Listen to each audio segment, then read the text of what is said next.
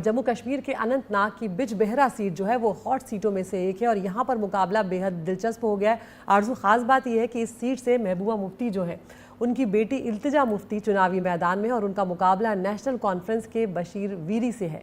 अब बिजबेहरा जो निर्वाचन क्षेत्र है वो मुफ्ती परिवार का गढ़ रहा है। पीडीपी 1996 से इस सीट पर जीत हासिल करती आई है।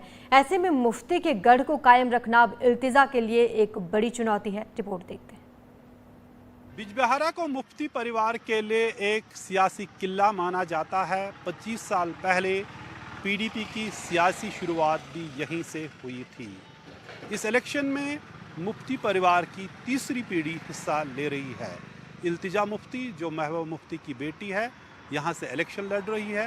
गो की एक तिकोनी मुकाबला है, लेकिन असल मुकाबला जो है वो इल्तिजा मुफ्ती और नेशनल कॉन्फ्रेंस के लीडर डॉक्टर बशीर अहमद वीरी के दरमियान माना जाता है।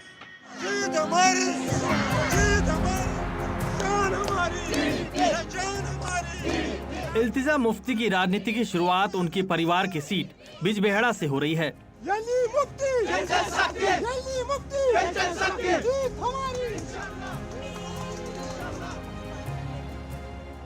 10 वर्षों के बाद हो रहे विधानसभा चुनाव में यहाँ 18 सितंबर को वोट पड़ेंगे। मैं आपको एक चीज का यकीन दिलाना चाहती हूँ, मैं वोट चोर नहीं हूँ। इल्तिजा को अपनी जीत का विश्वास भी है और शायद कुछ शको सुबह भी।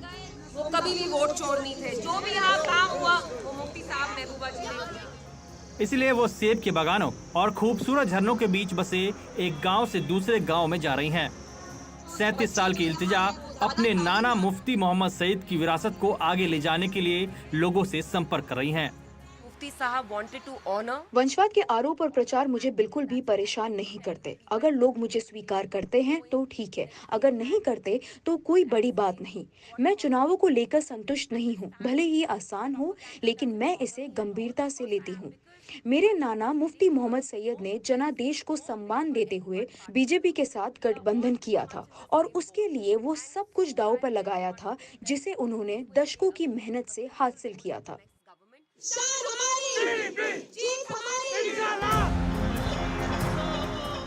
इल्तिजा के सामने मैदान में है नेशनल कॉन्फ्रेंस के डॉक्टर बशीर अहमद वीरी, जो पूर्व विधायक भी हैं। वो स्थानीय मुद्दों से लेकर धारा 370 तक हर मुद्दे पर बात करते हैं।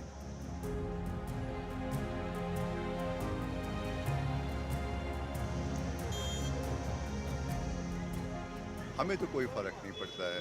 इन 2014 there was a wave of PDP. Mufti साहब जगह जगह एक नैरेटिव, जगह जगह जाके नैरेटिव उन्होंने सेट किया था।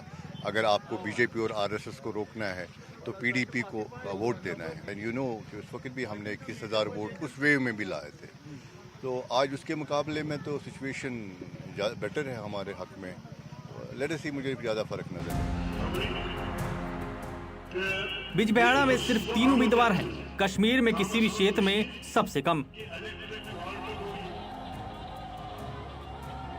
इस सीट से कोई निर्दलीय उम्मीदवार मैदान में नहीं है, जबकि पहले और दूसरे दौर के चुनाव में कुल 44% उम्मीदवार निर्दलीय हैं।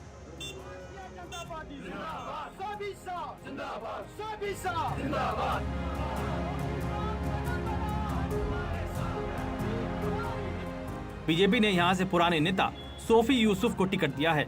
उनका कहना है कि लोग भले ही बोल न रहे हों, लेकिन उनको समर्थन दे रहे हैं, क्योंकि वो घाटी में शांति लाने के बीजेपी के प्रयासों से खुश हैं। अब हमारे जो रीजनल पार्टी के लीडर्स हैं, इनको लोगों के पास जाने के लिए कुछ नहीं है। और आज मैं आपकी वसात से बिजबेहरा कॉन्स्टिट्यूंसी के लोगों को वादा करता हूँ, जितने भी हमारे जेलों में लोग हैं, सोफी यूसुफ का पहला मकसद यही होगा कि उनको जो जिस तरह राजनाथ सिंह जी ने 12,000 नौजवानों को FIR ख़त्म किए, उनको छोड़ दिया, इस तरह मेरा पहला कदम यही होगा कि जो हमारे बंद हैं, आज मुझे बताइए जमात इस्लामी मेन स्ट्रीम में आ रहे हैं, हम उनको मुबारकबाद देते हैं। सोफी यूसुफ उनको मुबारकबाद देते हैं। पीडीपी प्रेसिडेंट महबूबा मुफ्ती ने तब तक असम्बली इलेक्शन न लड़ने का फैसला किया है जब तक न जम्मू कश्मीर की स्पेशल पोजीशन और राज्य का दर्जा बहाल किया जाए, और उसने अपनी बेटी को इलेक्शन लड़ने के लिए आगे किया है। लेकिन यह इलेक्शन इल्तिजा मुफ्ती के लिए कोई आसान नहीं है। धारा 370 के खात्मे के बाद जम्मू कश्मीर में जो सियासत में बदलाव आया है, बिजबेहारा में भी एक टक्कर का मुकाबला हो सकता है। बिजबेहारा से कैमरामैन आमिर के साथ नज़ीर मसूदी, NDTV इंडिया के लिए।